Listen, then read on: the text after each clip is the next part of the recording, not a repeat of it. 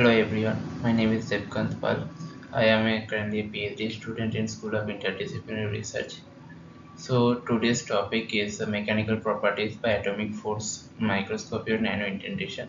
So here we'll be learning how we can characterize the mechanical properties of a really thin film or any chemical compound by using this atomic force microscopy clubbed with the nanoindentation technique. This is how the presentation will move forward. First, we will see some basic stuff about atomic force microscopy and nanoindentation. Then the objectives of this presentation, like what we can expect to learn after the end of this presentation. After the parameters which are going to evaluate by this atomic force microscopy clapped with the nanoindentation technique, and followed by some case studies. We have learned about several techniques like some microscopic technique as well as the Raman spectroscopic technique, Raman imaging technique. Currently we are learning about X-ray diffraction technique. Is that way the atomic force microscopy is also a technique by which we can take the images of any sample, as well as we can calculate the mechanical properties of any materials at the nanoscale, and more crucially it will be used to make new novel materials. Until and unless we know about the mechanical properties of the current material, we will never understand how we can change or manipulate this mechanical property to make into or a new material for our application purpose. If we talk about the nanoindentation, in nanoindentation directly probe our sample to make a indentation mark, and after that we analyze that indentation mark by any microscope. Here the microscope is atomic force microscope. Atomic force microscope is also a directly probing technique where it physically fills the sample surface with a sharp probe. That probe is made of diamond as well as it can be made of carbon fiber. We'll talk later also, and it build a map of map of the height of the sample surface. So it basically builds the sample surface criteria by simply deflecting the tip of that atomic force microscope. If we talk about this video, they've shown quite clearly.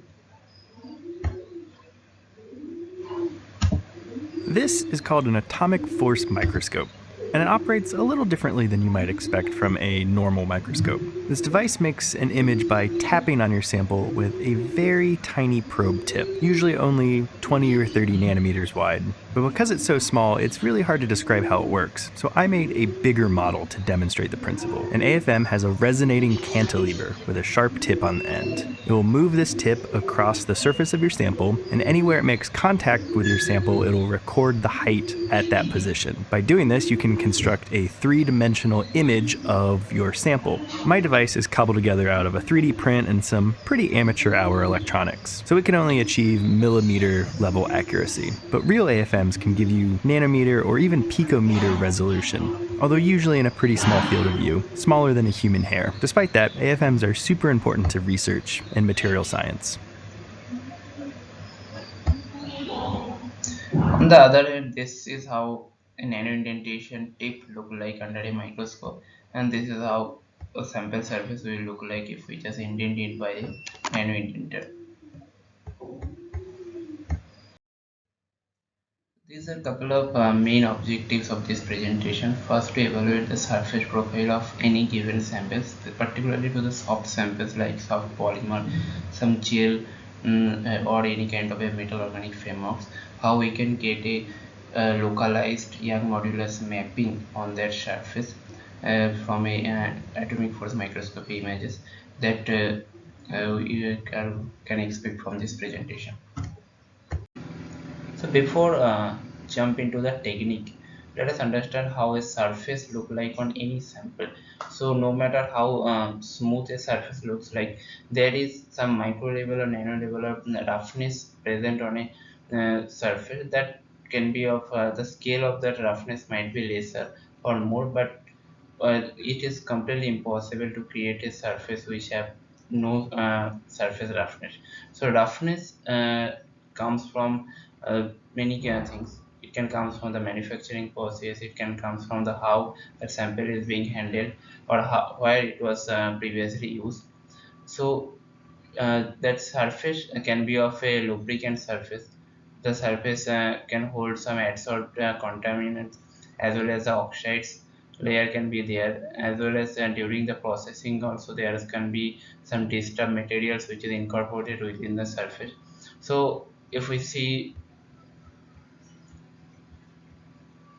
this schematic where the bulk material is covered by the worked layer, where the during processing or during uh, manufacturing another layer can be formed. After that the bilby layer, where it is followed by the oxide layer, because whenever the sample is being used, or if the oxide forming temperature is the ambient temperature, it is quite general to form an oxide layer on a sample.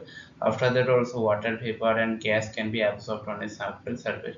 So this all creates a roughness, and for that it can be create some peaks and valleys, as well as cracks or crater or flow, which we need to analyze to give more detailed understanding about a surface.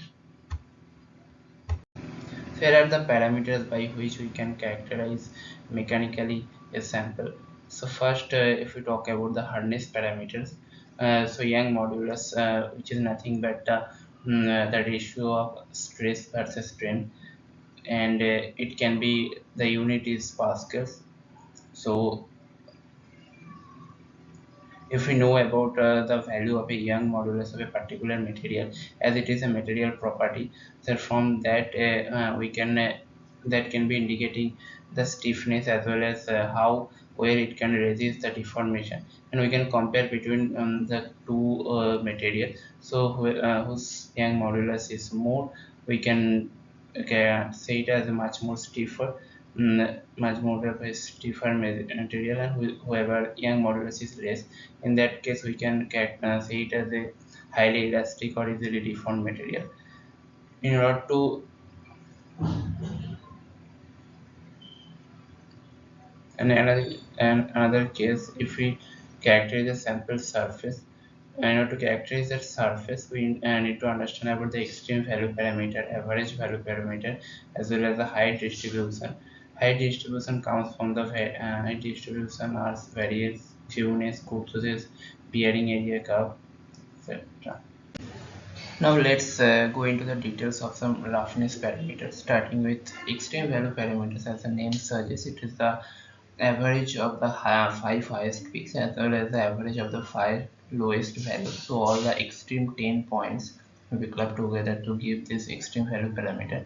In case of average parameter, starting with the arithmetic average of the absolute value of the roughness profile, we'll take the modulus of a function which is relevant to that our sample surface profile, which can be look like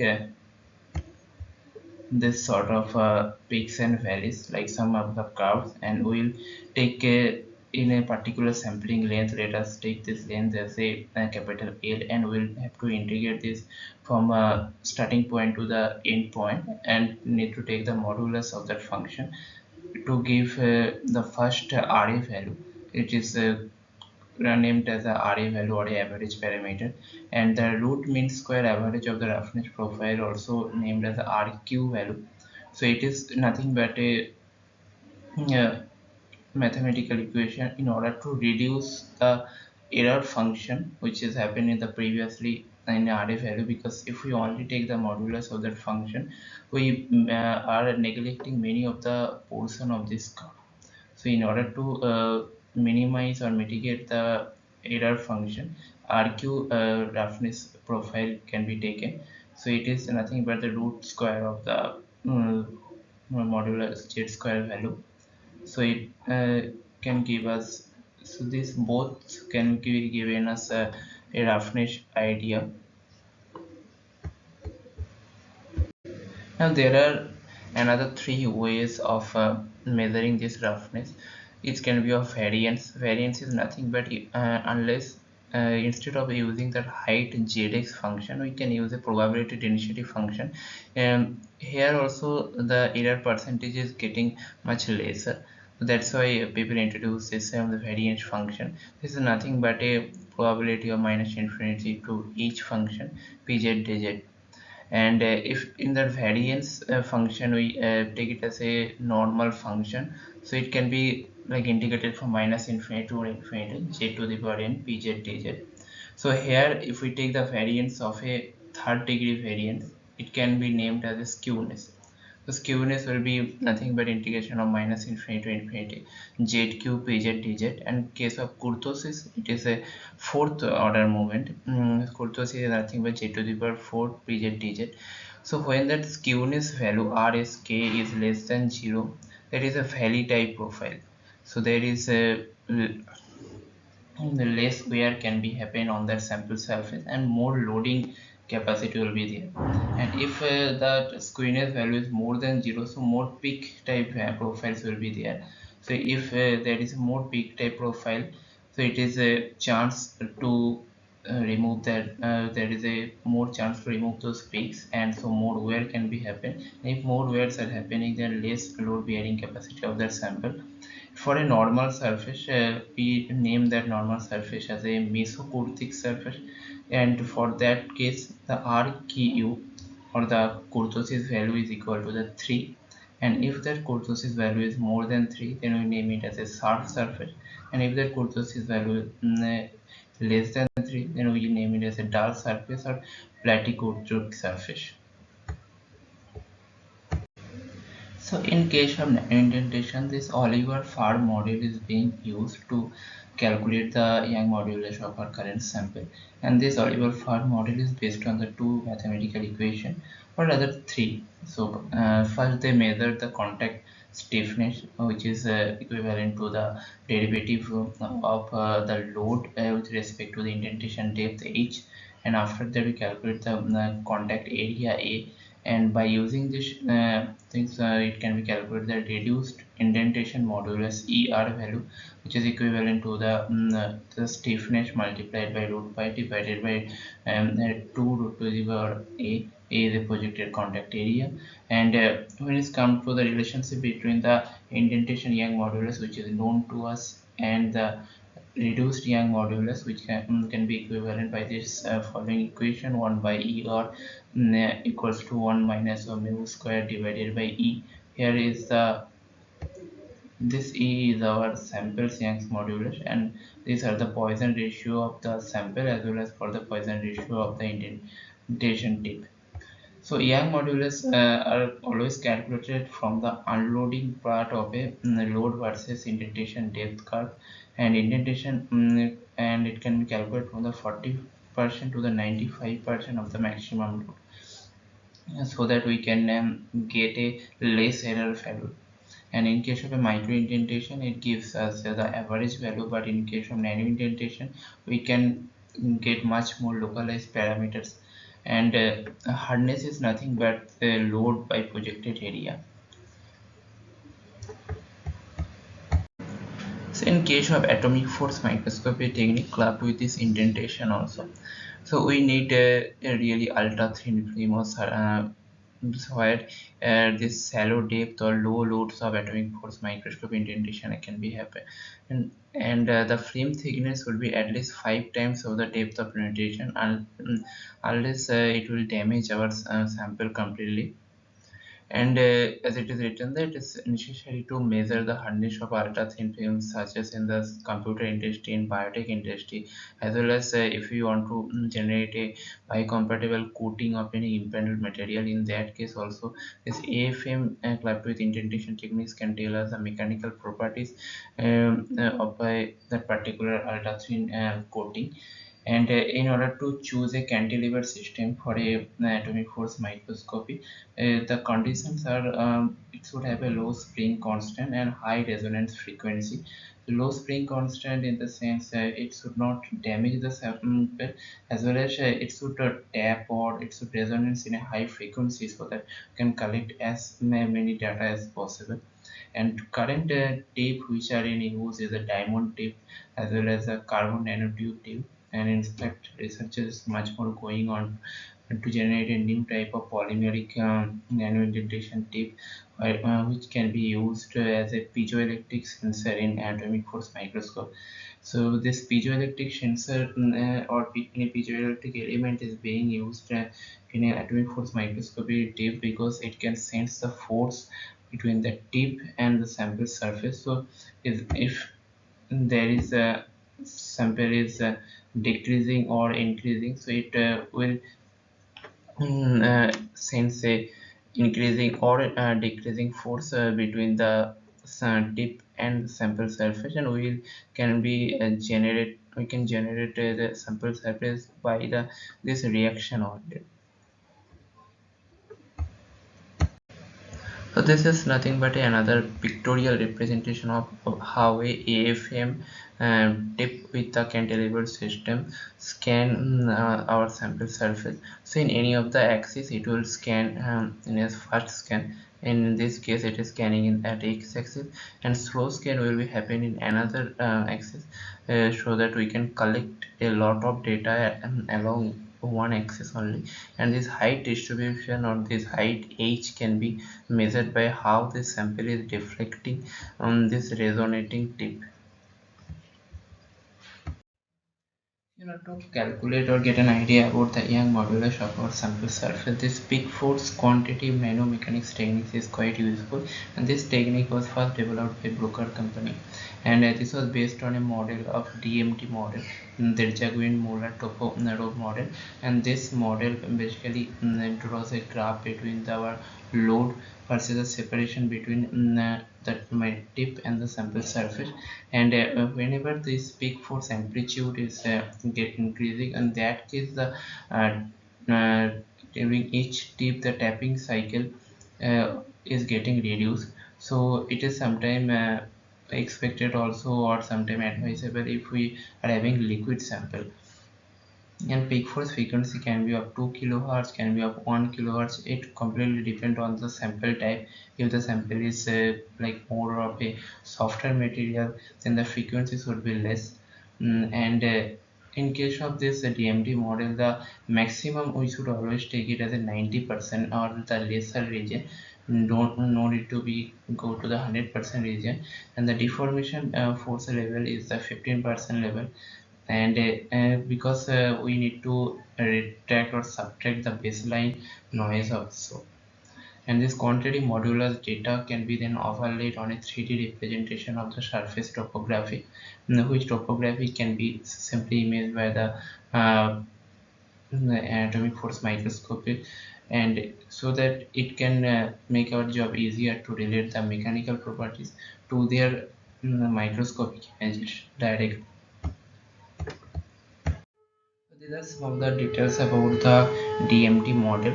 So DMT model is incorporated with this nanoscope software. Comes with the Brooker AFM instrument. So here also we calculate the elastic modulus ER.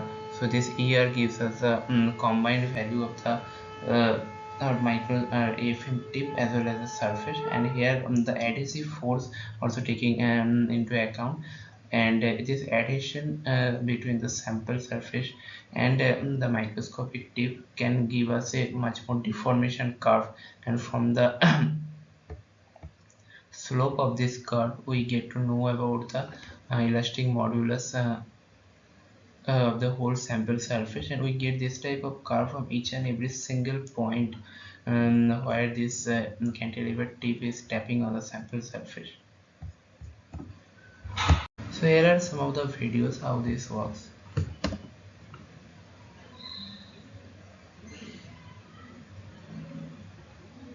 This is how simply AFM builds a sample surface.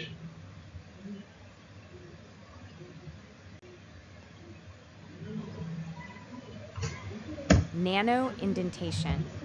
Nanoindentation inspects the local hardness of a sample material by indenting an AFM tip into the sample surface and performing in situ imaging of the indented surface. Hardness and elasticity are acquired by analyzing the loading and unloading curves of the indentation. All of this hardness testing method is to press a pyramid-shaped diamond indenter with an exactly defined force onto the test piece, and then to evaluate the surface area of the indentation. The test. After pushing the start button, the diamond pyramid pans down and carefully touches the test piece surface. The test force slowly increases to its specified value. After holding the test force constant for a certain time, the indenter lifts again, pans back, and the microscope lens resumes its former position. This is the magnified indentation on the display.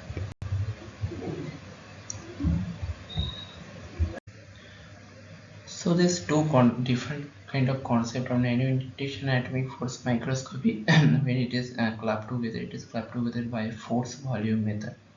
So it is help us to bridge between this nanoindentation Oliver Farr model and atomic force microscopy peak force Q&A measurement. So that's why it made this technique a potentially capable technique of measuring values of Young modulus at the nanoscale on a microscopic image surface. So this is the comparison between the force volume and nanoindentation and peak force KNM. So in all these things, the values for a simple sample is coming quite closer, and if we club together it, then we can get a better, more magnified or more resolution of the data. And as we have discussed, this DMT model, which is use this both of this equation to give us the elastic modulus mapping. And this peak force QNM is a sharp resonance tapping mode by blue coding. It has much more higher spatial resolution than the force volume technique.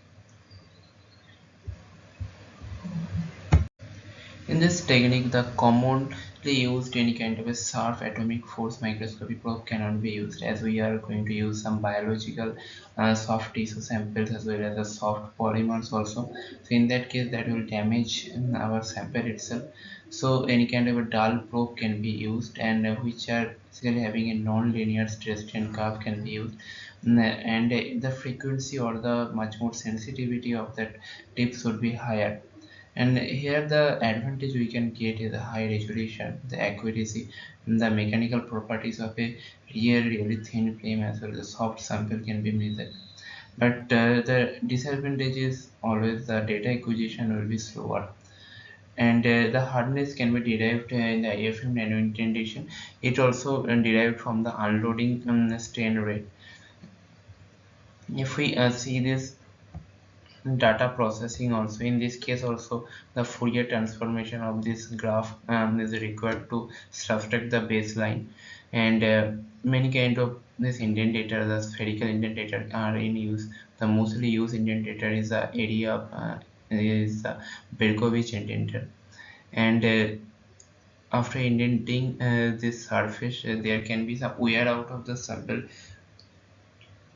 surface. So for that case, the noise can be generated during the interaction between the AFM tip and the sample surface. So that's why this Fourier filtering can be done in order to get more of a resolution in our data. The limitation of this technique is sample preparation is extremely difficult, and we need to optimize this tip for each and every different sample. And this is a cost ineffective technique also. So these are the type of data can be acquired in this AFM working with a narrow indentation technique, where we get this color coded mapping of Young modulus on a sample surface, and as well as the Young modulus distribution throughout the sample surface. We can get the 3D imaging of that sample surface by this atomic force microscopy, and if there is any particular defect, that also can be identified by the Young modulus values. So here is the comparison between data acquired by different technique. If we use a particular nanoindenter, on that case the ranges of data is quite smaller, as it can be seen in this graph also, where it is taken the data from 10 to 25 Young modulus data. But in case of the force volume as well as the peak force quantitative nanomechanics, here the range of the data is quite bigger, from 0 to 80 GPM modulus. In that case, the accuracy of the data is much more higher than a particular nanoindenter technique. So is another comparison between this nanoindentation and the AFM working in this force volume and peak force Q&A method. In everything, the most significant change can be observed that the average contact diameter for this AFM is much more lesser.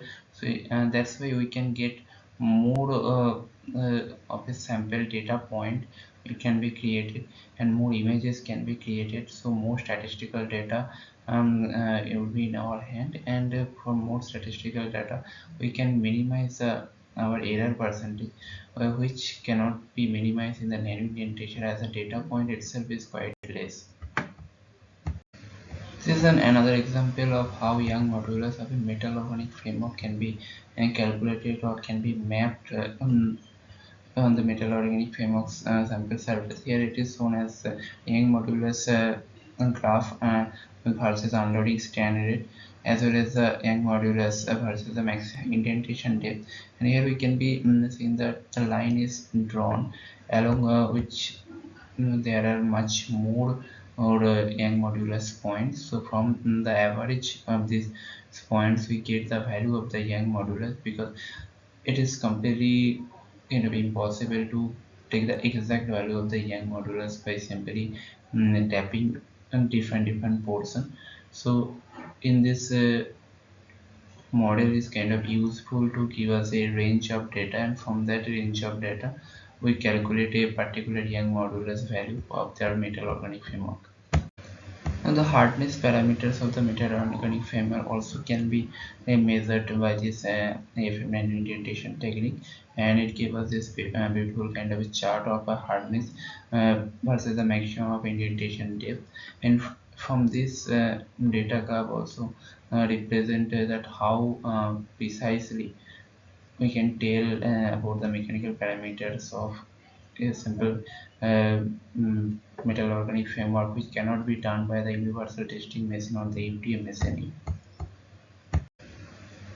So by this process, the elastic properties of a simple monolayer which can be used as a coating material on any other material, that also can be done by this AFM nanoindentation technique. Here it is showing as how graphene is have much more elastic properties than the other graphene oxide or reduced graphene oxide or the hexagonal boron nitride also.